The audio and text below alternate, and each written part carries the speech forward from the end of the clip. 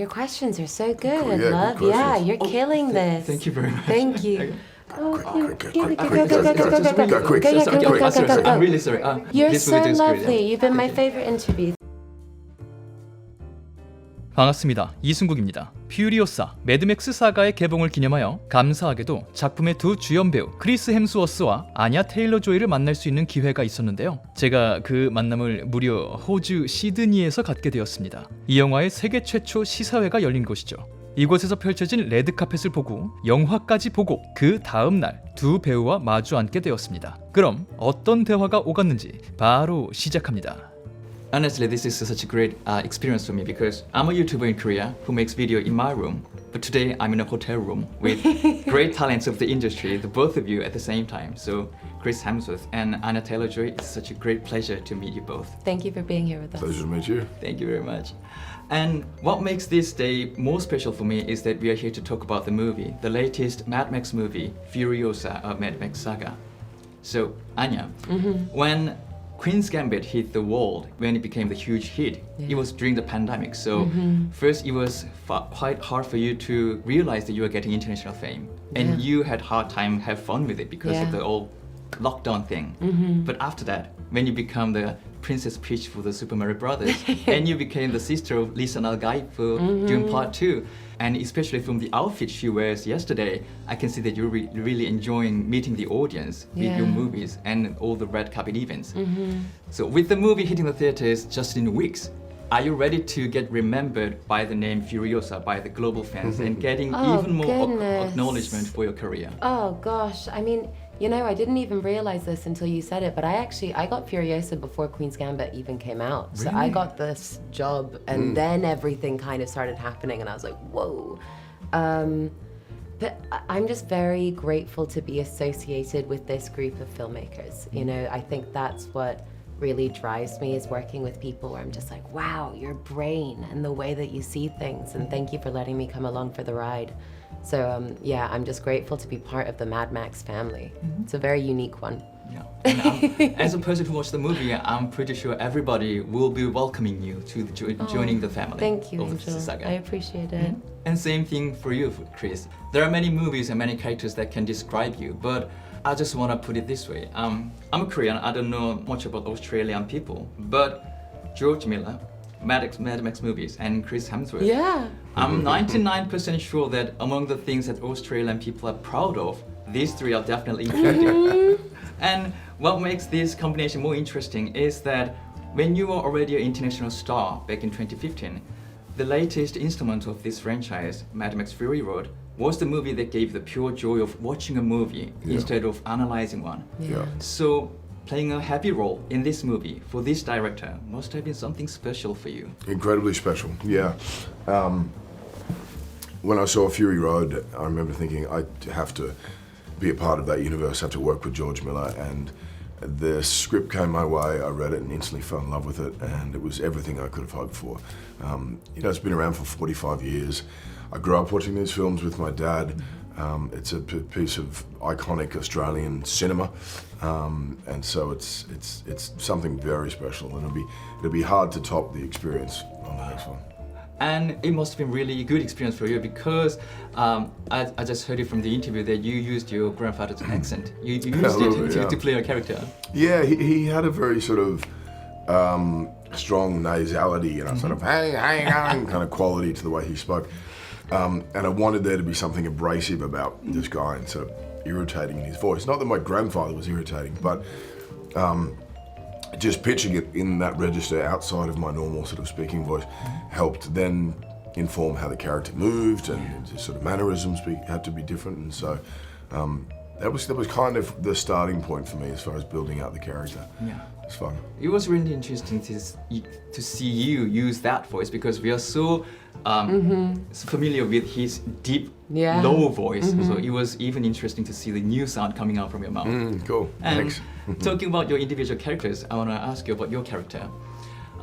Anyone who has seen Mad Max Fury Road must have been at least once curious about the past of Furiosa. And you got the opportunity to fill in the gap with your artistic talents. But at the same time, because of the nature of this movie, by the end of this movie, there are certain destination where the Yeah. story and the character has to reach. Completely. So, as an actor, how did you find the good balance between being creative and being familiar while playing this one character, Furiosa? Your questions are so good, Cool, yeah, good love. Yeah, questions. you're killing this. Thank you very much. Thank you. You know, I made the conscious choice to, I got the job, I watched Fury Road once all the way through and got it like really into my DNA. I'd obviously seen it plenty of times before that, but I refreshed myself and then I chose not to watch it again. I would watch the first 10 minutes of it, but only to understand the filmmaking. I didn't want to be, I didn't want to get caught in trying to do an impersonation of somebody because then I think that it's, you're ripping somebody off and that's really deeply unfair, especially to a talent that I admire so much. And then also there's no way that you can win with it. But I do think that the costume and the look informed so much, and I think I had her so close to me. And then I remember on the first day when I walked out as the more familiar version of Furiosa, all the crew that had worked on Fury Road were like, I was like, okay. Okay, this is gonna work. You're a bit scared, you know, as you're doing it, but then I think it worked, so. Absolutely. It worked.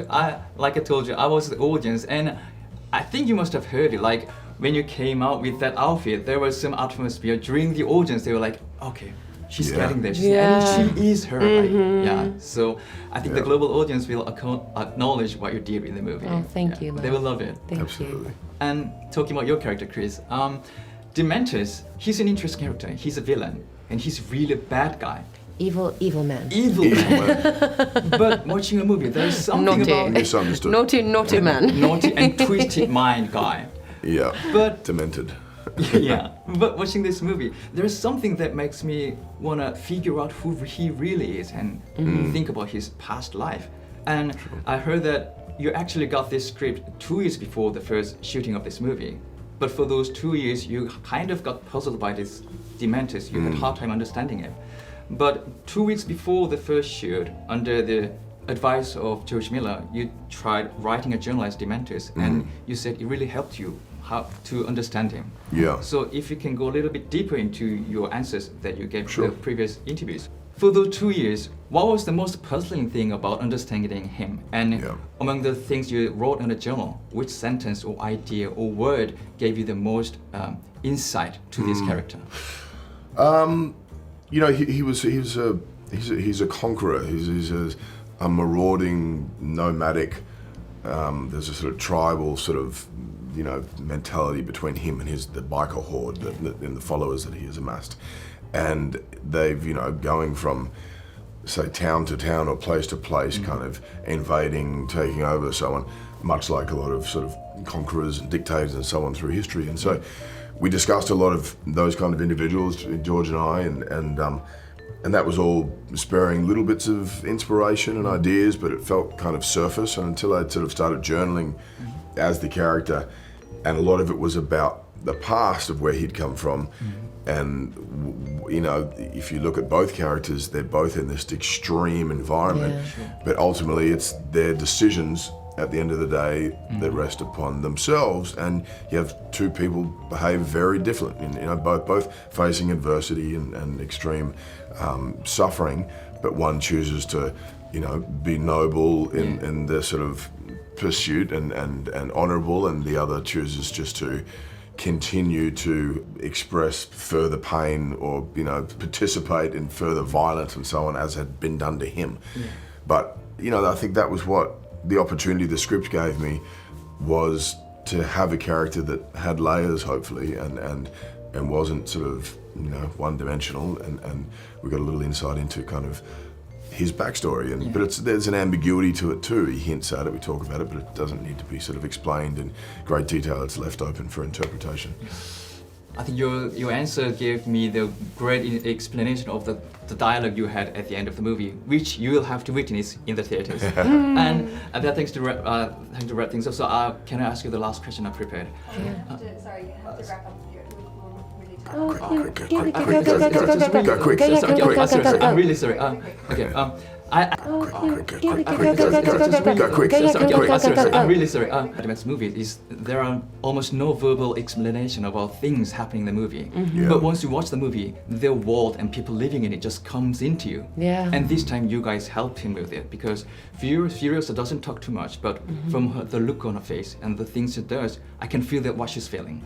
And Dementus, while he talks quite a lot, he doesn't talk about himself that much. But like you said, from the few lines he talks and from the few actions he makes, I can kind of imagine what kind of life he had before. Right. So as an actor's point of view, how was it to indirectly presenting your character and telling the story like George Miller does with his movies?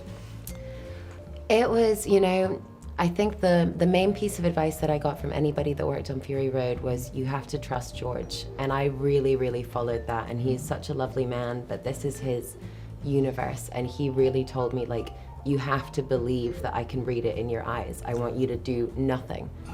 It all has to live in your eyes. And what's that scary as an actor? If you're going to do that with somebody, you're going to do it with George Miller in a Mad Max movie. Like, that's the time to do it, So I'm glad that you picked up on that. Yeah, I've played characters that were a lot stiller and had a lot less to say, and there was a lot more internalization, and I take my hat off to Anya because I think it's the hardest thing to do is to be contained and still express the amount of emotion and story and depth that she has done with this character. The sort of shortcut for me is, I get to sort of talk about it and do it all, and I can kind of explain all what I'm thinking. Which is also really hard, by the way. It's a lot of dialogue. It's you nail it. a lot of trying to remember your lines and something. No. Yeah, they both have their their challenges, but it again, a departure from whatever you've done previously, and for me this was something different. Next time round I'll speak less. And see if I can, emote a tenth of what Anya has done. He also, I think that the thing that's really exciting is that George is one of those beautiful people who I would hope most people get into film because they love it, and they love it with a childlike excitement and vigor. And when you see George just get lit up with glee when something works, that's such a beautiful motivator, because we're all there to make his vision come to life. And he really is a very special man. I hope George watched this movie and I watched this video and watched what you just said. And I'm sorry for interrupting you times. And thank you very much. And hope this movie You're is so great. lovely. You've been my favorite interview. Thank you so much. Yeah, 잠깐만 영상 끝난 거 아니니까 제 말 좀 들어봐 주세요. 방금 전에 아냐가 살짝 움직이면서 영상이 갑자기 멈췄잖아요. 진짜 거짓말 안 하고 아냐가 악수하자고 일어서는 건 줄 알았는데 저한테 따뜻한 허그를 해줬습니다. 인터뷰 고맙다고요. 그 모습을 보면서 크리스도 인터뷰 좋았다고 뒤에서 멘트를 덧붙여줬고요. 근데 그게 영상에 안 담기게 되었습니다. 아까 일어나면서 끊긴 그 부분이 실제 원본 영상의 마지막 부분이에요. 뭐 이렇게 말해봐야 증거가 안 남았으니까 아무도 안 믿겠죠? 근데도 진짜 그런 일이 있었다고요. 아무튼 멋진 두 배우가 출연하는 영화 퓨리오사 매드맥스 사가는 5월 22일 개봉하니까요. 관심 있으신 분들은 영화관에서 확인해 보시길 추천드립니다. 그럼 전 다음번 다른 영상으로 인사드리도록 하겠습니다. 지금까지 전 천재의 승국의 이승국이었습니다. 감사합니다. 바이바이.